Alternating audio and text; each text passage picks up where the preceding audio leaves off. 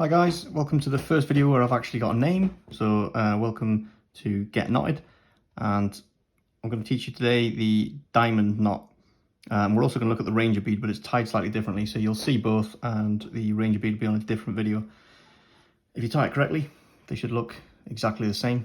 Okay, so this is a dog whistle that I've got on a bit of lanyard, and then on a breakaway. Very attractive knot, used for decoration, used for a stopper, and they look exactly the same. The difference between them is the ranger beads slide up and down, and that's where they get the name from. They're used as counting beads, so that sort of every 100 paces you move a bead down, and that's how you keep track of how far you've walked.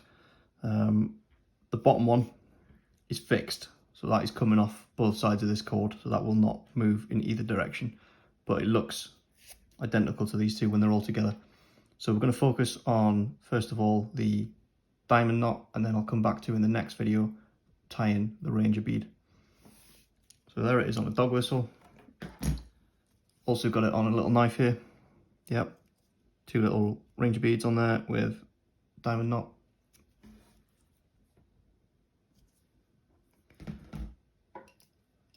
On my Seeker 2,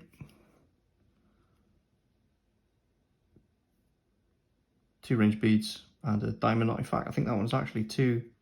Yeah, it is two diamond knots either side with a ranger bead in the middle there.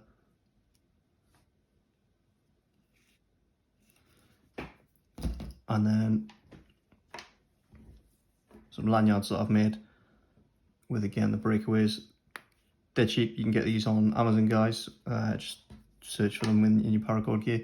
So we're going to have a crack at making one of these today, which is a lanyard with enough room on so that this will loop over one of the ID card holders that you can get, or anything dog whistle that you just saw before.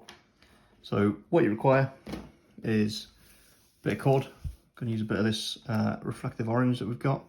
And it needs to be long enough that when it's around your neck and you've got the cord taken up for the knot, that there's going to be enough cord there. So I'll leave that to you guys to determine how long you want it. Find the middle by getting the two ends, pushing them together, and then just going along until you get to the middle bit. This is the bit we're going to be working with, and there's loads of techniques for doing this. I saw loads online before I found one that actually made sense to me. So I'll show you that one, and hopefully it'll make sense to you too. With your palm face up, just fit this onto your middle finger, like that. And then with the left hand strand, tuck it under your thumb so that you've got this clear left and right going on. With this right hand piece, you're going to make a loop, and it's very important that when you make this loop, it goes in this direction so that you've twisted it towards your fingers, and you've laid it over the top of this strand underneath. That'll come really apparent as to why you've done that on the next step. So you've still got a left hand thread and a right hand thread. Take the left hand one around the back of this right hand one. Okay, so you can see it's gone underneath. And then we're going to go over the top of this one and underneath that one. Okay, and then we're going to pull it, keeping an eye on this hole here. Okay, this is the hole we want. You can see there's several appearing, but once we start pulling things tight, that's the one that we need to keep. So if it helps by putting your thumb inside it, then do that. And once I've pulled it a bit tighter, hopefully you can see the shape that that's made. So what that's done, if I just slip that off my finger, is should look very symmetrical. And these two bits that are underneath coming off the loop, this is what I call the pillars. These two cords coming up are the bits we're going to use to wrap around now. So taking your loose ends, doesn't matter which end you start with. Let's go with this one.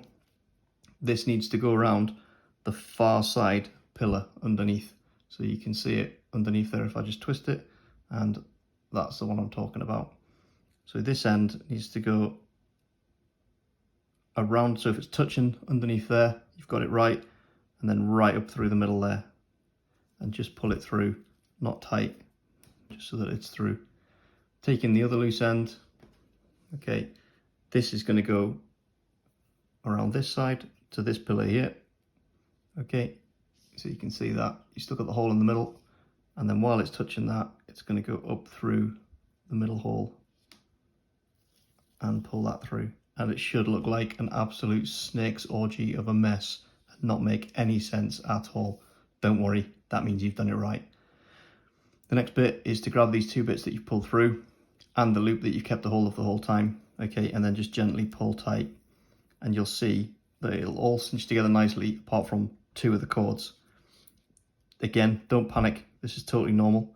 All you need to do now is just go around chasing all these loose ends. So following this one, I'm just going to pull that tight, keep following the knot round, and you can see that one coming up there.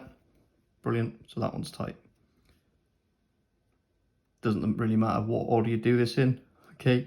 I'm sure there's more experienced paracord guys out there shaking their head at how they do this. This is genuinely how I tie my knots. Okay, I just chase that around. Okay, and it goes tight. Now what you can do, now that you've got a nice shaped knot, is just give them all an even pull. Okay, and you'll get a nice symmetrical looking tight diamond knot. Very nice. So for the end caps, all you need to do with these is, when you've got a set of the black ones that you can get off the internet, Amazon, or where I get my paracord from, paracord.eu, they do these, and they're cheaper the more you buy, so you can buy them in packs of 20, 50, whatever. You literally just have to push the paracord through, as you can see I've done on that one, melt the end so that it's flat, just bigger than the hole that it's gone through basically. It'll sit in there nicely and neat and you won't see it, and then the two bits just pop together. There's the finished product, diamond knot lanyard. Hope that's been useful.